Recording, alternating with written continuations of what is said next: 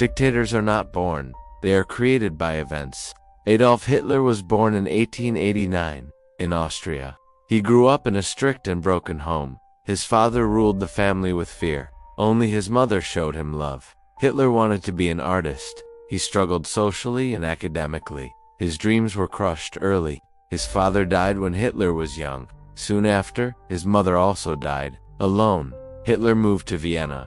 Art schools rejected him. He lived in poverty and anger. Vienna exposed him to radical ideas. Hatred slowly replaced failure. War gave Hitler purpose. He volunteered for the German army. The battlefield hardened him.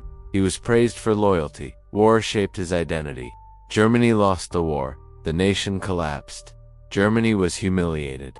Hitler blamed enemies within. Anger became ideology. He joined a nationalist party. It became the Nazi Party. His speeches stirred emotions. People followed his confidence. Propaganda fueled his rise. He attempted a violent takeover. The coup failed. Prison gave him time. He wrote his beliefs. Hate became a plan. He chose power through politics. Germany fell into depression. Unemployed crowds wanted hope. Hitler promised strength. The nation listened. Nazis gained power legally. Leaders underestimated him. In 1933, he took control. Crises opened the door. Freedom vanished overnight. Opposition was crushed. Fear ruled Germany. The military obeyed, even allies were killed. Power was complete. He became dictator.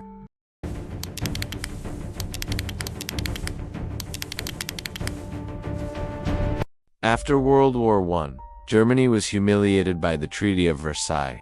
Economic hardship and political instability created the perfect storm for a radical leader to rise. Adolf Hitler and the Nazi Party promised national renewal, racial purity, and a return to glory. Hitler began by violating the treaty, remilitarizing the Rhineland in 1936, meeting little resistance from the Allies. In 1938, he annexed Austria at the Anschluss, expanding the Reich without a single shot fired. At the Munich Conference, Britain and France chose appeasement, allowing Hitler to take Czechoslovakia's Sudetenland. They believed it would satisfy Hitler's ambitions and secure peace in Europe. But by March 1939, Hitler broke the agreement and seized the rest of Czechoslovakia. The world now saw his true intentions. On September 1, 1939, Germany invaded Poland using a revolutionary new tactic, blitzkrieg, or lightning war.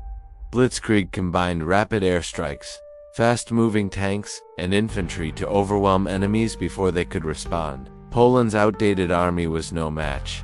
The world watched in horror as Warsaw fell in a secret pact with Stalin. The USSR invaded from the east. Poland was divided and occupied in weeks. On September 3, 1939, Britain and France declared World War II had begun. In April 1940, Hitler struck north, invading Denmark and Norway to secure iron ore and naval bases. Then in May, he launched a surprise attack through the Ardennes forest, a route the Allies thought impassable. The German advance trapped British and French forces at Dunkirk. A miraculous evacuation saved the army but left Europe exposed. On June 14, 1940, German troops marched into Paris. France surrendered in just 6 weeks. Hitler now controlled Western Europe. Only Britain, led by Winston Churchill, remained defiant.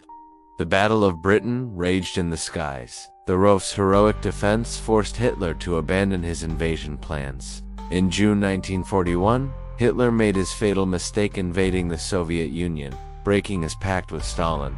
Initial gains were staggering, but the vast Russian landscape and brutal winter began to take their toll. By 1942, Hitler's Reich stretched from the Atlantic coast to the gates of Moscow and the deserts of North Africa. Occupied nations faced brutal repression, forced labor, resource extraction, and ruthless secret police. The occupation also enabled the Holocaust, the systematic genocide of 6 million Jews across Europe. The tide turned at Stalingrad in 1943. The entire German Sixth Army was lost to catastrophic defeat. On June 6, 1944, the Allies opened a Western front, landing in Normandy.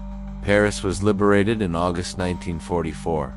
Hitler's occupied Europe began to collapse from both east and west.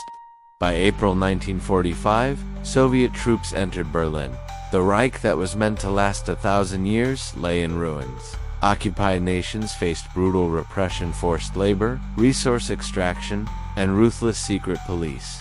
The occupation left Europe devastated but led to the Nuremberg trials, establishing that leaders could be held accountable for crimes against humanity. From the ashes of war, a new Europe was built, one founded on cooperation, democracy, and the vow, never again. The story of Hitler's occupation is a stark reminder of the fragility of peace and the dangers of unchecked power.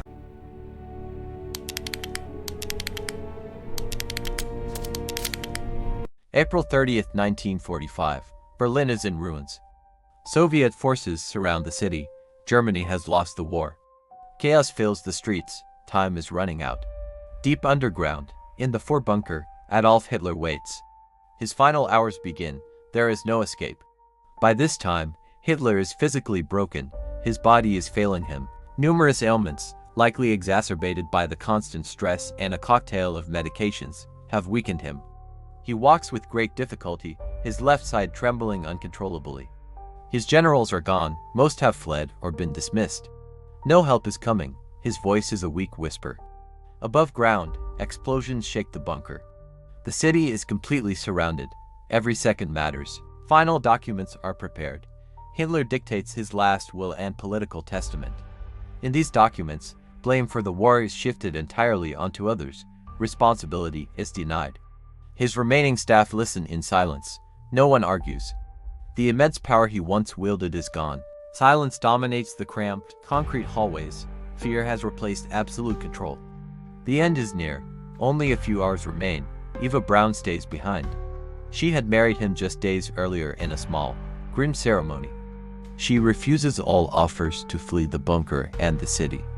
She chooses to die with him. A final, simple meal is served. There is nothing special left in the bunker's stores. No celebration, only a quiet acknowledgement of the inevitable. Time moves quickly. Distant explosions signal the final collapse of the city's defenses. The bunker walls shake. Danger is close. A final decision forms. Hitler gives a clear order. Their bodies must be burned completely after death. His guards listen. The orders are accepted without question. Fuel containers are brought to the garden entrance. The moment approaches. He says his final goodbyes to his remaining staff with quiet handshakes. Their faces show no emotion. Privacy is chosen for the final act. The clock nears 3 in the afternoon. Time has almost ended. History pauses. The door to their private room closes. The hallway outside is silent. No sound escapes. Seconds pass like minutes. The clock hands move past 3:30 in the afternoon. Adolf Hitler is dead. Eva Braun dies beside him. The officers wait outside. No one speaks. After some time, the door is opened. The end is confirmed. Following orders, the bodies are covered and carried out. There is no ceremony. In the small garden just outside the bunker entrance, the fire is prepared. The flames ignite. The evidence is destroyed, a final act driven by the fear of capture and public humiliation. Smoke rises over the Chancellery Garden. A dark chapter of history closes. The remaining soldiers watch in silence. Soviet tanks are advancing just streets away. The war moves on. Berlin is taken. The Nazi flag falls. The Third Reich is finished. The ruined city is a testament to the immense destruction. The bunker is soon empty. Power simply disappears. No leader remains. Broken portraits and scattered papers are all that is left, the symbols of an empire collapse. The story ends, but the consequences remain. History continues. Berlin falls.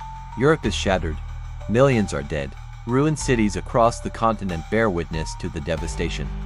Allied soldiers press on as the war in Europe nears its end. Victory feels hollow amid the ruins. Only loss remains. Silence replaces the sounds of war. Memorial candles flicker. Memory replaces power. The lessons are written in history books. History remembers actions, not glory, only consequences. The past cannot be erased. It must be remembered to prevent repetition. History warns us, power fades, humanity remains. Learn from the past.